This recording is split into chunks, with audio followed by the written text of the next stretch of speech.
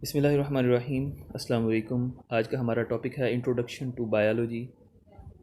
तो बायोलॉजी के बारे में जानने के लिए ये ज़रूरी है कि हमें पता हो ये इल्म कब शुरू हुआ।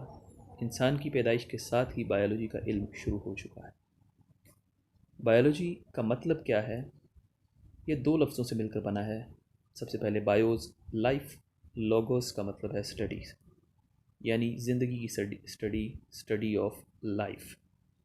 मज़ीद जानने के लिए बायोलॉजी को 3 बड़े डिवीजन्स में तकसीम किया गया है, जिनमें से सबसे पहला डिवीज़न है बॉटनी, जो कि पौधों का इल्म है। दूसरे नंबर पर ज़ूलॉजी, जो कि जानवरों का इल्म है।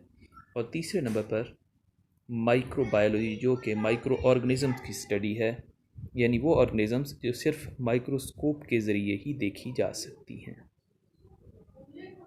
बायोलॉजी को मज़ीद ब्रांचेस में भी तकसीम किया गया है, जिनमें सबसे पहले मॉर्फोलॉजी। ये बायो की वो ब्रांच है जिसमें लिविंग ऑर्गेनिज़म्स के स्ट्रक्चर को स्टडी किया जाता है। एनाटॉमी वो ब्रांच है जिसमें जानदारों के अंदरूनी अज़ा को स्टडी किया जाता है, जैसा कि हार्ट, लंग्स। हिस्टोलॉजी वो ब्रांच है जिसमें टिश्यूज़ की माइक्रोस्कोपिक स्टडी की जाती है। सेल बायोलॉजी वो ब्रांच है जिसमें सेल के फंक्शन, इसके ऑर्गेनेल्स और इसके डिवीजन को स्टडी किया जाता है।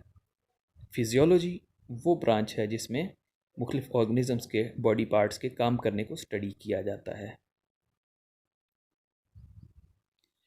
इसके बाद बारी आती है जेनेटिक्स की। जेनेटिक्स वो इल्म है जिसमें हम जीन्स के इनहेरिटेंस में रोल को स्टडी करते हैं। इनहेरिटेंस का मतलब है मुख्तलिफ करेक्टरिस्टिक्स का एक जनरेशन से दूसरी जनरेशन में मुंतकिल होना। उसके बाद एम्ब्रियोलॉजी वो स्टडी है जिसमें हम एक एम्ब्रियो से इंडिविजुअल बनने के अमल को स्टडी करते हैं।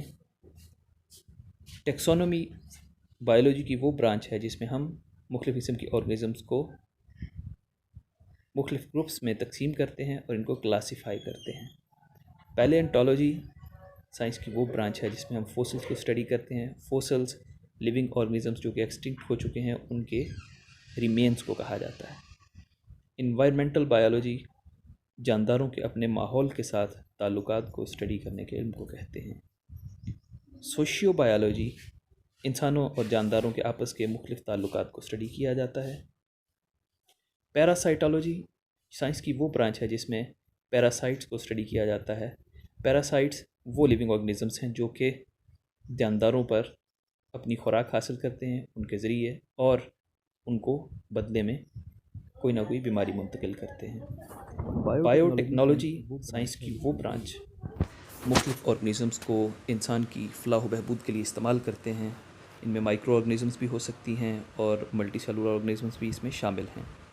इम्यूनोलॉजी साइंस की वो ब्रांच है जिसमें हम जानदारों के अंदर इम्यून सिस्टम को स्टडी करते हैं कि वो किस तरह माइक्रोब्स के ख़िलाफ़ क़ुव्वत मुदाफ़ियत का मुज़ाहिरा करते हैं। एंटोमोलॉजी इंसेक्ट्स के इल्म को कहते हैं। इंसेक्ट्स में आर्थ्रोपोड्स भी शामिल हैं और बाकी कीड़े पतंगे भी इसमें शामिल हैं। फार्माकोलॉजी इस चीज़ का इल्म है कि कोई दवा इंसानी जिस्म पर किस तरह असरअंदाज होती है।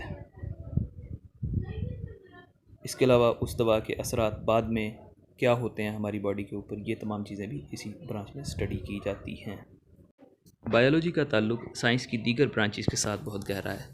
तो वो ब्रांचेस जिनके साथ मिलकर हम बायोलॉजी को स्टडी करते हैं उन तमाम साइंसेस को इंटरडिसिप्लिनरी साइंसेस कहा जाता है। उनमें सबसे पहले बायोफिज़िक्स है।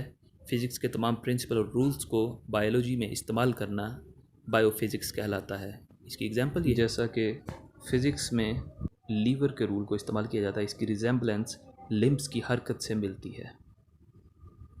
बायोकेमिस्ट्री ये वो ब्रांच है जिसमें हम लिविंग ऑर्गेनिज़म्स के अंदर डिफरेंट किस्म के केमिकल रिएक्शंस को स्टडी करते हैं। इनमें मेटाबॉलिज्म और फोटोसिंथेसिस के तमाम रिएक्शंस भी शामिल हैं।